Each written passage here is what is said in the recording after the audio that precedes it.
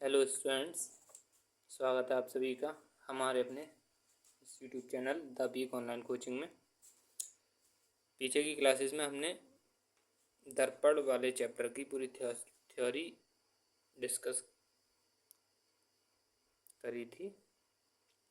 आज की क्लास में हम न्यूमेरिकल करने जा रहे हैं।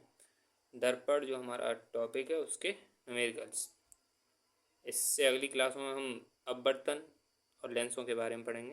तो आज की क्लास में हम दर्पण के न्यूमेरिकल के बारे में समझेंगे। न्यूमेरिकल करने से पहले चिन्ह परिपाटी दूरियां होती हैं, वस्तु की दूरी है, प्रतिबिंब की दूरी है, फोकस दूरी, ये उत्तल दर्पण में कैसी ली जाती हैं, प्लस की ली जाएंगी या माइनस की, और अवतल दर्पण में कैसी ली जाती हैं, इसके बारे में सबसे पहले हमें समझना होगा चिन्ह परिपाटी। चिन्ह परिपाटी क्या होती है? आपने चतुर्थांश के बारे में पढ़ा होगा। ये चतुर्थांश होता है हमारा, गणित में पढ़ा होगा आपने। इस चतुर्थांश में ये वाली जो हमारी एक्स अक्ष होती है और ये वाई अक्ष होती है, तो इसे प्लस एक्स और इधर चलेंगे तो माइनस एक्स, ये हमारा मूल बिंदु होता है, ओरिजिन। ये प्लस की वाई अक्ष और ये नीचे माइनस की वाई अक्ष होती है। अब इस ओरिजिन पे जो हमारा मूल बिंदु है ओ, यहाँ पे कोई दर्पण रखा होगा। मान लिया अवतल दर्पण है तो इस तरह से रखा होगा इधर, और उत्तल दर्पण है तो इधर रखा होगा। यानी कि हम कह सकते हैं यहाँ पे क्या होगा, दर्पण का ध्रुव, जो मूल बिंदु है यहाँ पे दर्पण का ध्रुव होगा। तो दर्पण के ध्रुव से जो माइनस एक्स अक्ष पे दूरियां ली जाएंगी, यानी कि ध्रुव से बाईं तरफ की जो दूरियां होंगी वो सब दूरियां कैसी ली जाएंगी, निगेटिव ली जाएंगी। दर्पण के ध्रुव से दाईं तरफ की जो दूरियां होंगी, यानी कि जो दूरियां ध्रुव से दाईं तरफ नापी जाएंगी, वो सब कैसी ली जाएंगी बच्चों, पॉजिटिव ली जाएंगी। अभी हम इसे माइनस एक्स प्लस एक्स जो अक्ष है हमारी, इसे हम दर्पण की मुख्य अक्ष कह सकते हैं। यहाँ पे दर्पण रखा हुआ मान लिया, इस तरह से अगर हम अवतल दर्पण रखना चाहें, ये अवतल दर्पण हो जाएगा हमारा। तो अवतल दर्पण में इधर की जो सब दूरियां होंगी वो निगेटिव, और दाईं तरफ की ध्रुव से जो दूरियां होंगी वो पॉजिटिव ली जाएंगी। इसके बाद ये मुख्य अक्ष होगी, तो मुख्य अक्ष से ऊपर की जो लंबाइयाँ होंगी, मुख्य अक्ष से ऊपर की जो लंबाइयाँ होंगी, यानी कि वस्तु हमेशा मुख्य अक्ष के ऊपर रखी जाती है तो वस्तु की लंबाई हमेशा पॉजिटिव ली जाएगी। ऊपर की लंबाइयाँ मुख्य अक्ष से पॉजिटिव, और मुख्य अक्ष से नीचे की लंबाइयाँ कैसी ली जाएंगी बच्चों, निगेटिव ली जाती हैं। इसका मतलब हम अगर अवतल दर्पण में देखें तो अवतल दर्पण में सभी दूरियां, पहला पॉइंट नोट करके लिखेंगे, अवतल दर्पण में सभी दूरियां कैसी लेनी है बच्चों, निगेटिव। अवतल दर्पण में जो भी दूरी होंगी सब निगेटिव ली जाती है, निगेटिव माइनस में ली जाएंगी। उत्तल दर्पण में अगर हम देखें तो उत्तल दर्पण में सभी दूरियां कैसी ली जाएंगी बच्चों, उत्तल दर्पण में सभी दूरियां पॉजिटिव, केवल किसे छोड़कर, u को छोड़कर, यानी कि वस्तु की जो दूरी होगी वो हमेशा निगेटिव ली जाती है। u को छोड़कर, वस्तु की दूरी को छोड़कर सभी दूरियां कैसी लेनी है बच्चों, उत्तल दर्पण में पॉजिटिव। यानी कि हम कह सकते हैं क्योंकि वस्तु हमेशा ध्रुव के बाईं ओर रखी जाती है, इसलिए नोट करके हम लिख सकते हैं इसमें वस्तु की दूरी, वस्तु की दूरी हमेशा कैसी लेनी है, हमेशा निगेटिव। वस्तु की दूरी हमेशा कैसी लेनी है बच्चों, निगेटिव। अब चाहे वो दर्पण की बात करें चाहे लेंस की बात करें, आपको वस्तु की जो दूरी होगी u, वो हमेशा कैसी ली जाएगी, निगेटिव ली जाएगी। u का मान हमेशा आपको कैसा लेना है, निगेटिव। बाकी अवतल दर्पण में सभी दूरियां निगेटिव, उत्तल दर्पण में सभी दूरियां पॉजिटिव, केवल वस्तु की दूरी को छोड़कर, यानी कि वस्तु की दूरी आपको हमेशा माइनस में लेनी होगी। आते हैं न्यूमेरिकल पे। न्यूमेरिकल ये पहले से ही लिख के लाए हुए हैं हम, क्योंकि इसे लिखने में भी टाइम लगेगा। तो पहला न्यूमेरिकल है जैसे एक गोलीय दर्पण की वक्रता त्रिज्या। अब यहाँ गोलीय दर्पण की बात की गई है, हमें नहीं पता है दर्पण कैसा है, अवतल है या उत्तल। तो पॉजिटिव लेना है। एक गोलीय दर्पण की वक्रता त्रिज्या जानते हैं आप सभी, वक्रता त्रिज्या क्या होती है दर्पण की, बता चुके हैं हम। आर से लिखते हैं इसे। आर का मान कितना है, 20 सेंटीमीटर। वक्रता त्रिज्या कितनी है दर्पण की, 20 सेंटीमीटर। तो इसकी फोकस दूरी का मान पूछा है, फोकस दूरी यानी कि एफ का मान पूछा है हमसे। फोकस दूरी इसकी क्या होगी, तो हम बता चुके हैं सूत्र। फोकस दूरी और वक्रता त्रिज्या में संबंध क्या होता है बच्चों, जो फोकस दूरी होती है वो वक्रता त्रिज्या की आधी होती है। एफ बराबर आर अपॉन 2।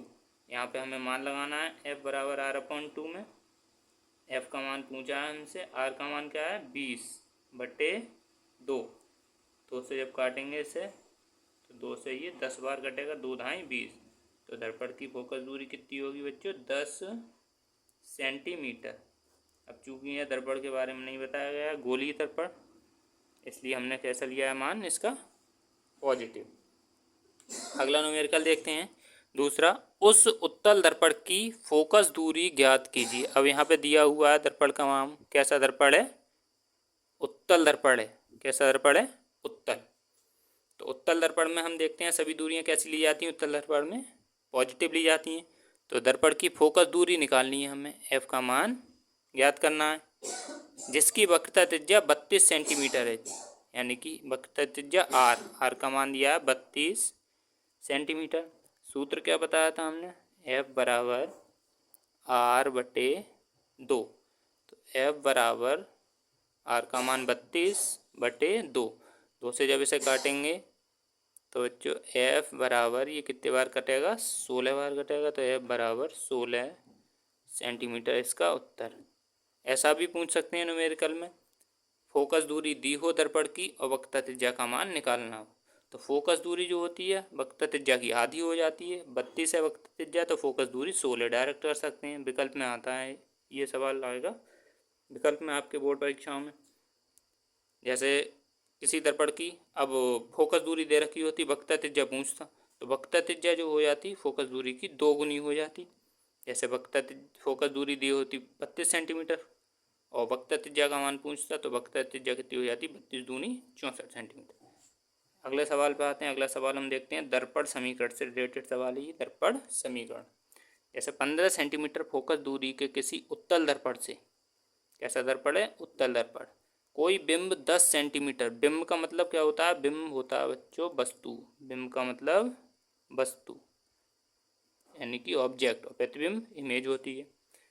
वस्तु 10 सेंटीमीटर दूरी पर रखी है, प्रतिबिंब की स्थिति तथा प्रकृति हमें निकालनी है, यानी कि v का मान हमें निकालना है और प्रकृति कैसी होगी।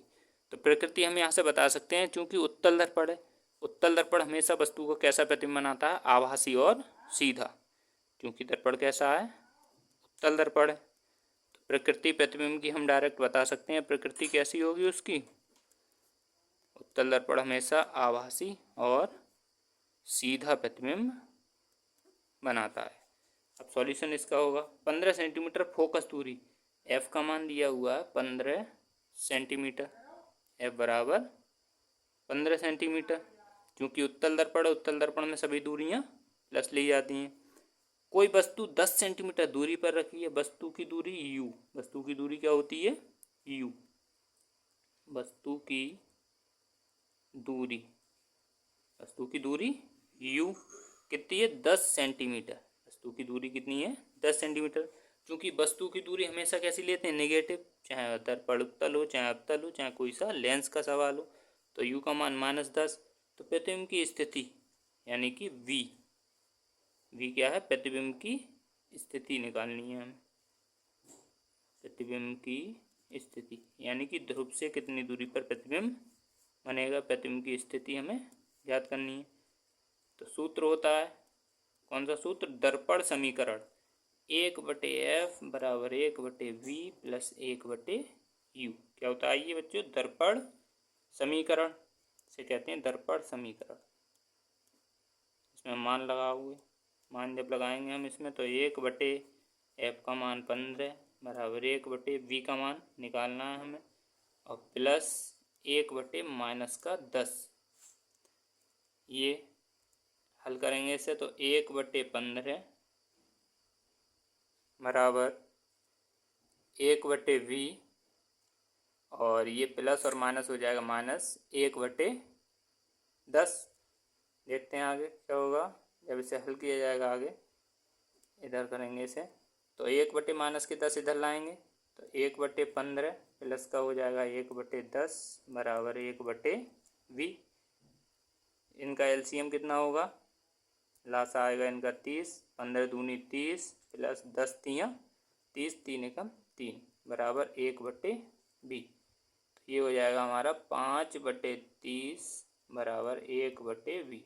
काटेंगे से तो 5 छंग 30, क्रॉस मल्टीप्लाई होगी तो हमारा v बराबर आ जाएगा 6 सेंटीमीटर। ये का मान कितना आ जाएगा हमारा 6 सेंटीमीटर, यानी कि ध्रुव से 6 सेंटीमीटर की दूरी पर प्रतिबिंब हमारा बनेगा। धन्यवाद। कल की क्लास में हम इससे आगे की और भी न्यूमेरिकल की प्रैक्टिस करेंगे दर पढ़ के, जो बोर्ड परीक्षाओं में आने की संभावना रहती है। सबसे पहले हम एनसीईआरटी के सवालों को हल करेंगे, उसके बाद और भी एक्स्ट्रा जो बोर्ड परीक्षा में आए हुए सवाल हैं उन्हें भी हम हल करेंगे। धन्यवाद।